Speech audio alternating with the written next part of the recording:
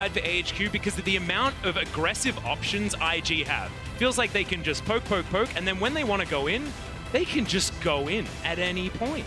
I mean, to be fair, AHQ also have an incredible composition, again, kind of at level 6 with all of these key ultimates, and then on the first buy for their itemization. Kaisa, particularly for itemization number 2, but I feel like, again, mid-game focus comps. Well, let's see how it goes as we get into game 3 of the day. Invictus Gaming versus AHQ.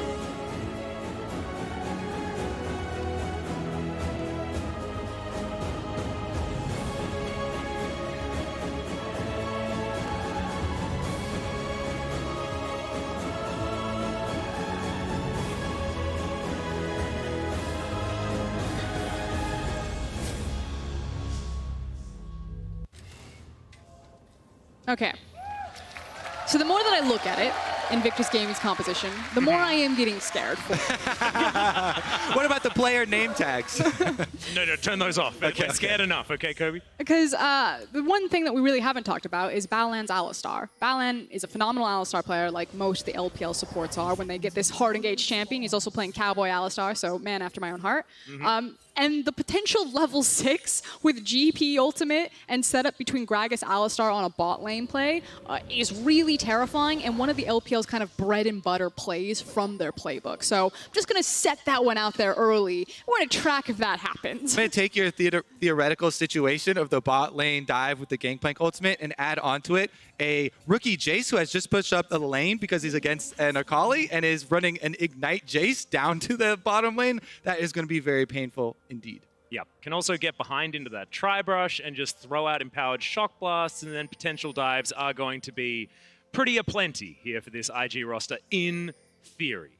AHQ certainly do have some tools, and we're looking at MVP Alex on our screen right now, and also figuratively looking towards finding advantages in this game, because his pathing was very impressive in their series that they qualified in. Yeah, I feel like if anything happens for AHQ, it will start with this guy in the jungle. Now, thinking about AHQ as an organization, they've only missed Worlds once since 2014, and that was just the last year when the LMS collectively went 3-15 with Flash Wolves, G-Rex, and Mad as the representatives. So, unfortunately, while we want to talk about kind of the rebuild of AHQ, their rebirth onto the international stage, it feels like all of the LMS teams are standing in the shadow of the failures that the LMS made last year at Worlds. So, expectations are very mixed for this squad. No one really knows where their ceiling is, but I assure you, Alex is a good player. Yeah, and Ziv, he's done this before. He's been playing on this team, I believe, since 2014. He's been around the block for a very long time, and I know the LPL organizations have been trying to get Ziv for quite a while. Yep.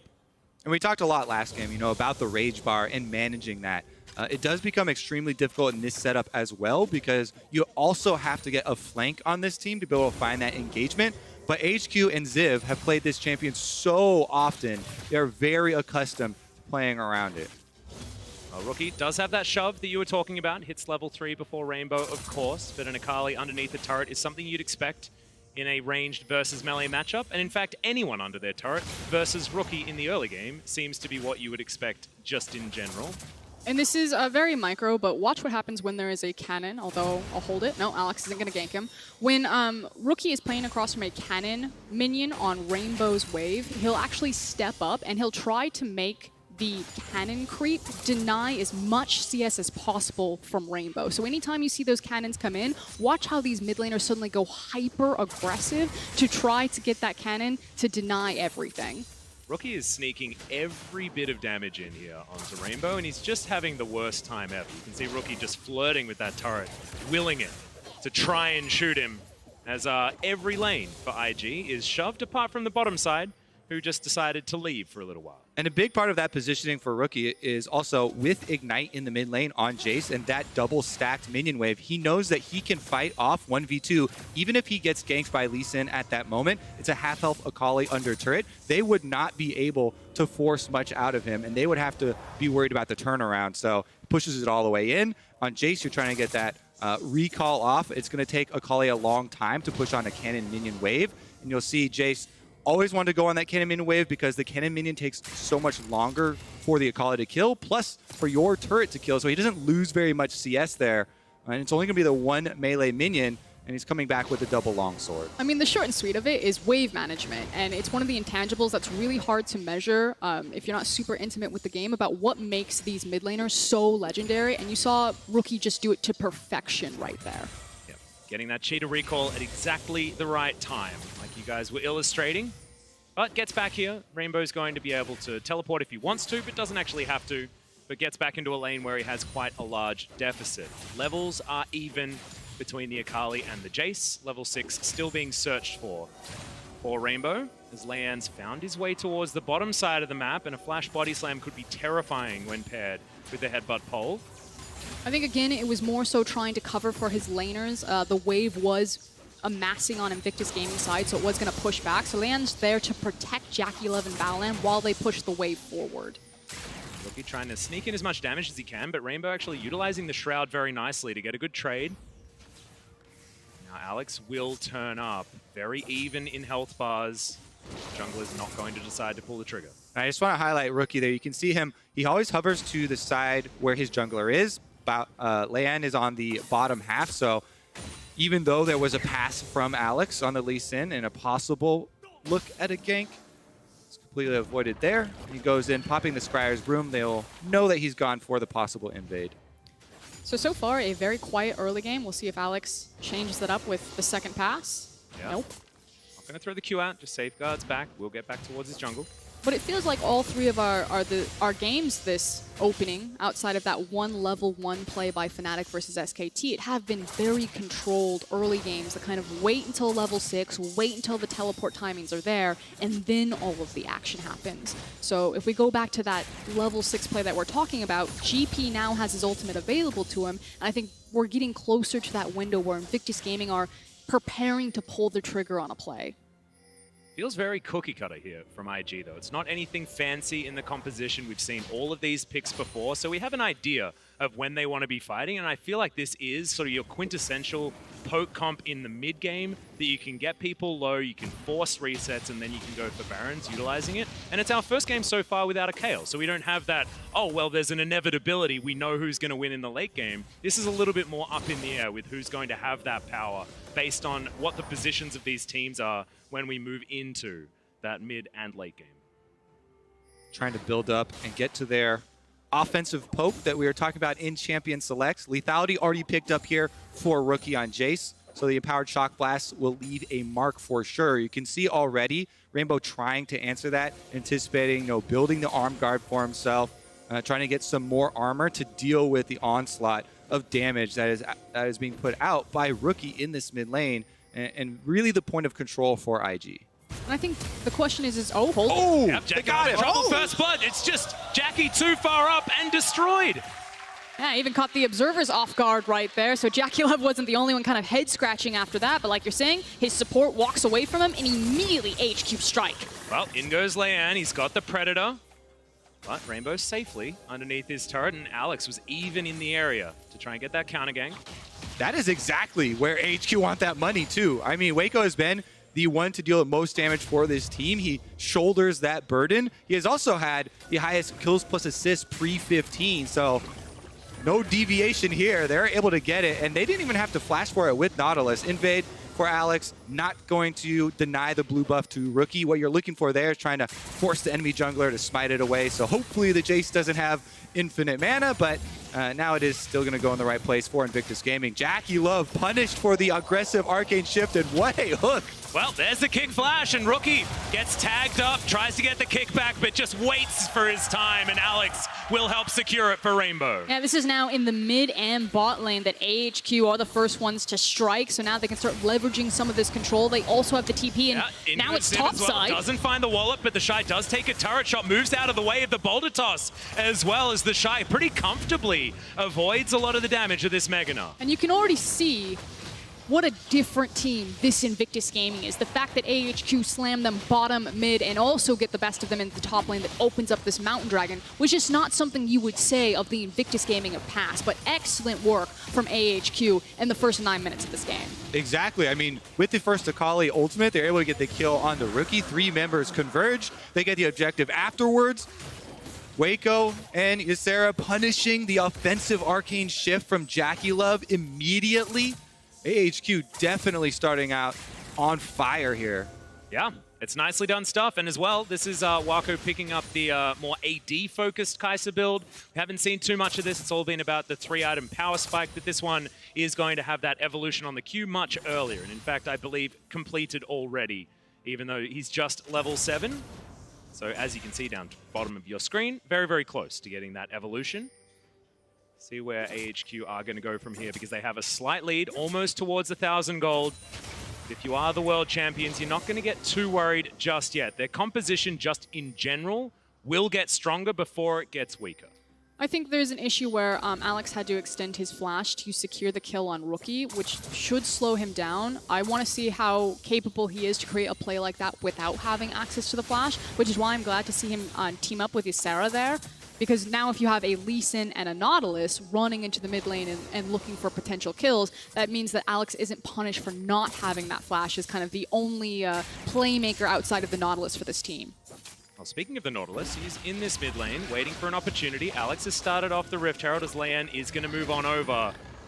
Troll Ward's going to be shared here as Alex decides that he doesn't want to stay in this pit. Shelly's being held onto for a little while, but Leanne does move himself out of the way. So Shelly's going to reset. IG just denying that one from happening. Yeah, I mean, they have to back off here because there is a teleport discrepancy in the bottom lane. Jackie Love is answering right now, but it is AHQ that have the extra teleport here, so they cannot take that fight. Kai'Sa teleports up, and it will be a numbers disadvantage. What we're jockeying for here is the priority in the mid lane and the numbers discrepancy that Kobe just highlighted. And so AHQ did a wonderful job being patient, always going back to the lane, shoving it back against Invictus Gaming before moving first into the river to secure this. So cleanly played, and it feels like they've choked Invictus Gaming out of this area to take not just the Mountain Drake and early kills, but now also the Rift Herald on top of it. Really impressive stuff here. Alex comfortably picks that one up, and Leanne's just back in his jungle. They gave that one up. They had the Cannon Barrage available. They could have decided to utilize something, but they're holding onto these cooldowns so that IG can get something more as this game goes on.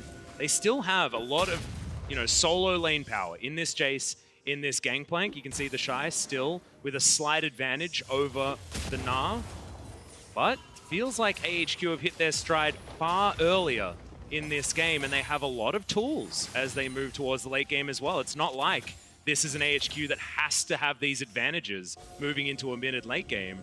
This is pretty comfortable for them.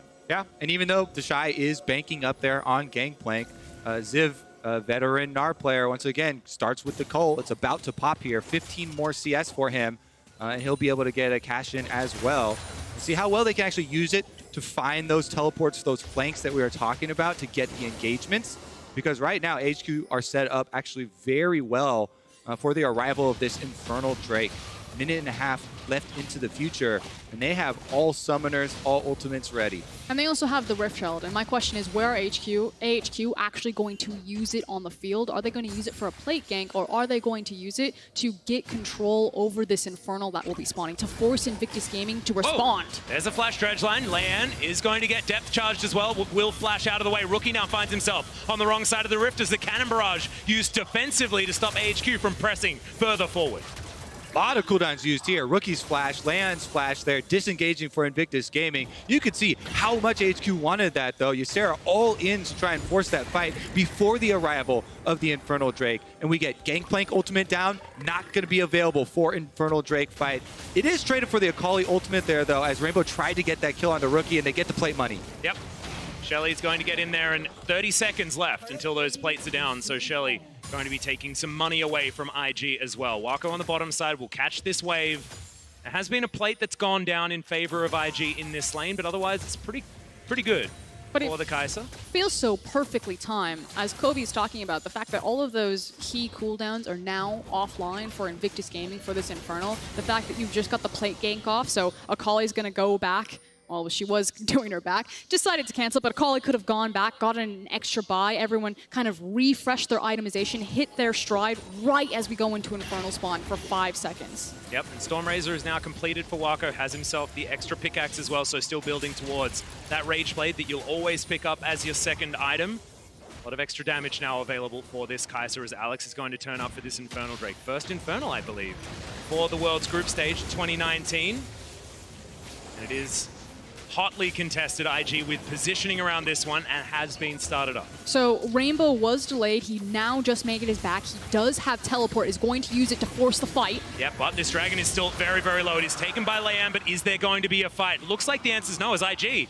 They just book it out of there. Free dragon, easy peasy. Invictus Gaming used the window correctly, but I feel like that was very greedy by Rainbow to try to stay in lane as long as possible to pull the Gunblade out. He was delayed on the TP. It was a numbers disadvantage for AHQ, and all of the perfect setup that they had done for that Infernal flew out the window when they didn't have their Akali ready exactly when she needed to be.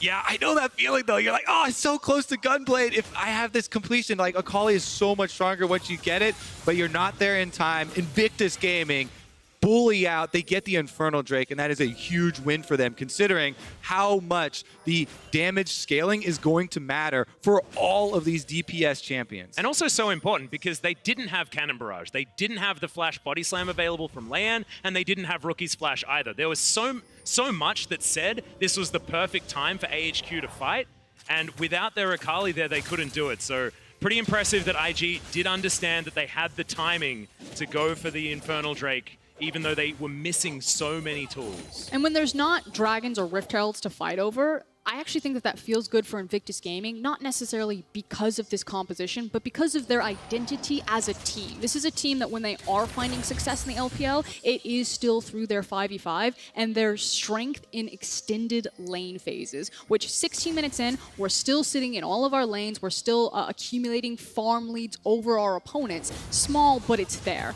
Well, Ziv gonna get slowed down as Leanne's trying to get in. Cannon Barrage to stop his escape. The flash gonna be used early. Does he have the hop available? And Leanne not even gonna take the chance on the body slam flash, going to be missed. Didn't even have the flash available for that one. Yeah, he really wanted to get in there with Predator and finish him off. You can see he's got the Sork boots, full AP build, but not gonna be able to go that deep under the turret. Ziv gets away just by burning the flash.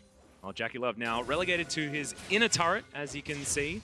Ward going to get cleared out as the control ward comes in for Jackie, but he understands that AHQ have complete control of this area, and he will give that one up. The Ezreal wasting a bit of time roaming around the map right now. Yeah, really well done, a pressure play from AHQ, but that means top lane Invictus Gaming are looking to trade. Oh no, the wallop goes completely wide as the Shy gets out of the turret aggro. Empowered Shock Blast is going to land, but it looks like Ziv is able to buy a little bit of time. The cask actually buys him more space. The flash has to be invested, and the Shy does eventually grab that kill as now Balan. He was looking for it, but Rainbow outplays. That Shuriken backflip timing was brilliant there to answer the headbutt. I mean, you heard it from the crowd right there. Disaster for Invictus Gaming. They try to make the trade, but fumbles mechanically across the board. The Shy forced to flash to secure the kill, meaning the AHQ take the advantage by pushing through two structures on the bottom side of the map. And that's only more gold going into Wako's hands as well. And Kobe, you were talking about this earlier. They play around this guy. He's now on Kai'Sa, and he has so much extra global gold and just farm money that has been uncontested on the bottom side of the map. So the next big goal for AHQ is gonna be the vision control to set up that fight. Here's another look at the tower dive though. As Shy started tanking early, then Rookie starts tanking, allowing a little bit more damage under the turret. Leanne using the Gragas ultimate. Slight miscalculation. There was maybe 20 HP left on that Gnar, which pushes him forward and then does force the flash from the Shy. Yeah, I think maybe a little bit of placement towards the right would have meant that he got that mini stun into the wall instead of pushing him to almost safety. But look, you can nitpick all you want, and hindsight is 20/20. So they still do manage to pick up that kill, and the gold is 100 the difference, as the Shy still going to be moving towards Ziv here, despite Mega Gnar being available. Now IG getting themselves together, and this is what this comp can do. You can move Rookie and Jackie around together and get this poke happening. As you can see, Ysera still uncomfortable under this turret. There's hands there to try and get a potential dive.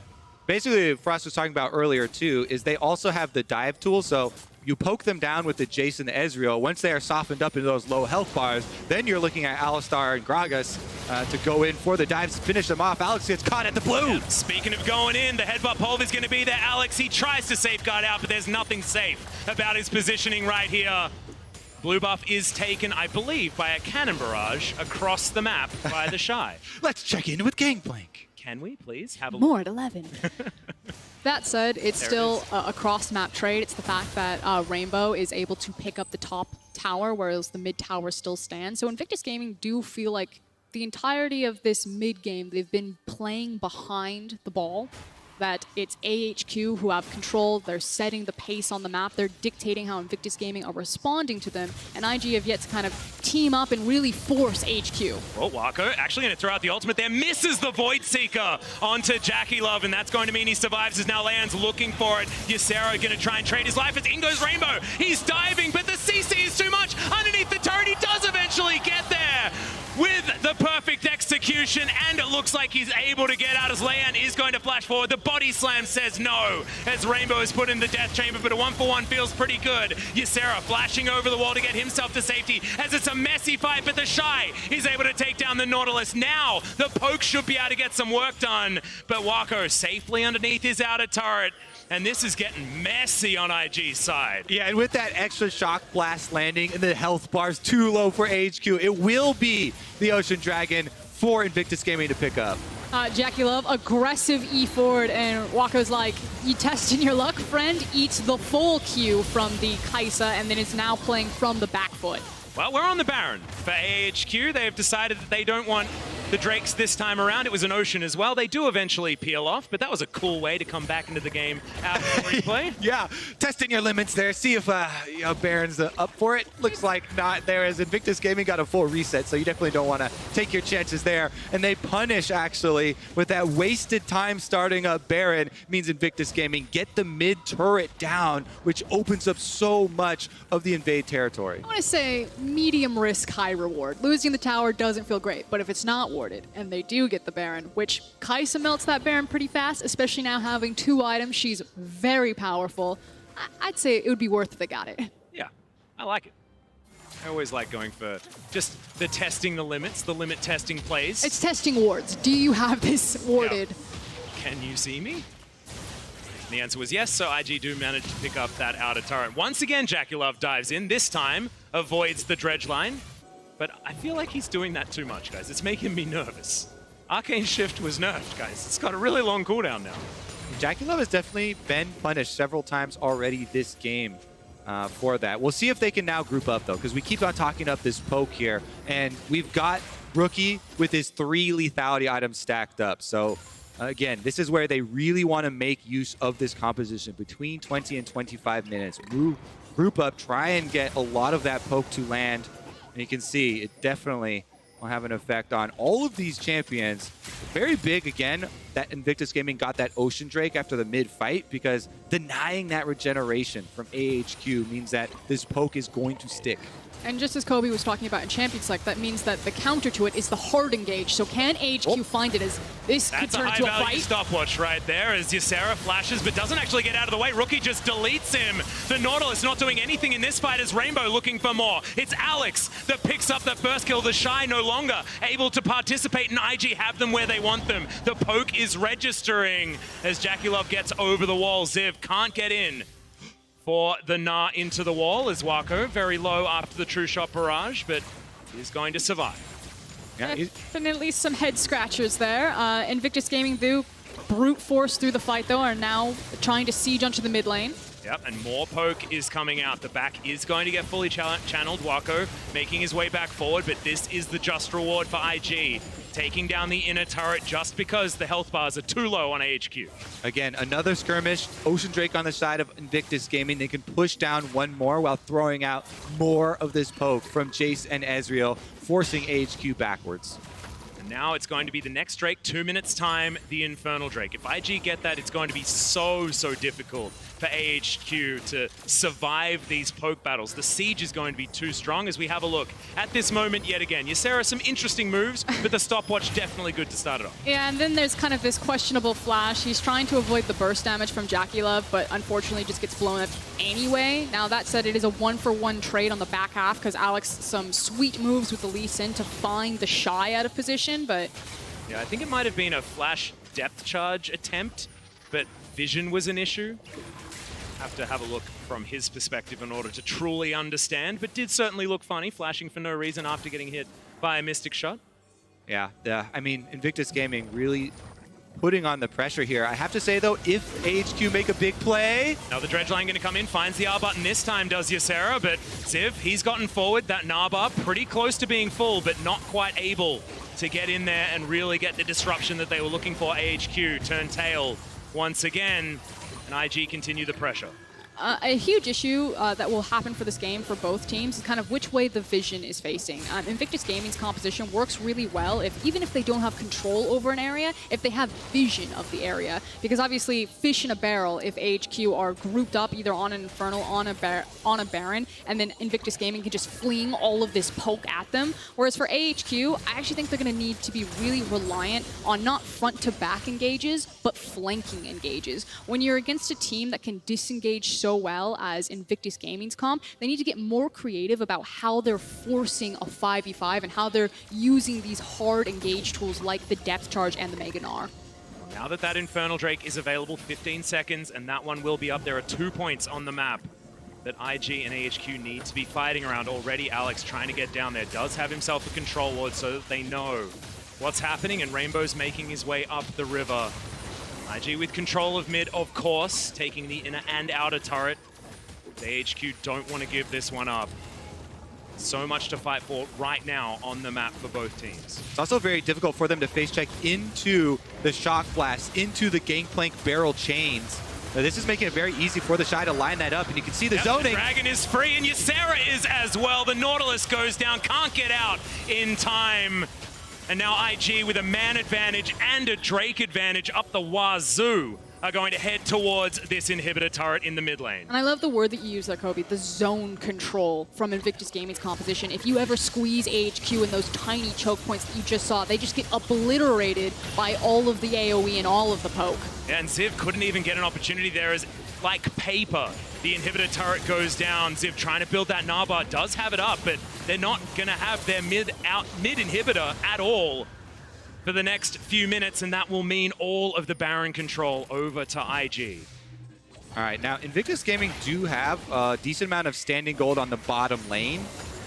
Definitely think they will want to collect that straggling outer turret first, but then they can move right over to Baron, where they have plenty of control to continually force AHQ into those small corridors and into that bad situation. I think the only scary point here is that Invictus Gaming need to make their resets before they set their map back up. So I actually think they're trying to stagger their backs so that AHQ can't just immediately run to the Baron, which is why you see a lot of pings happening around this objective right now, because that's what AHQ want to do. They say, as soon as Invictus Gaming back, they're going to be so strong because they just took so many towers onto our map. This is like our one window where we need to fight them, because on next buy, it's going to be that much harder.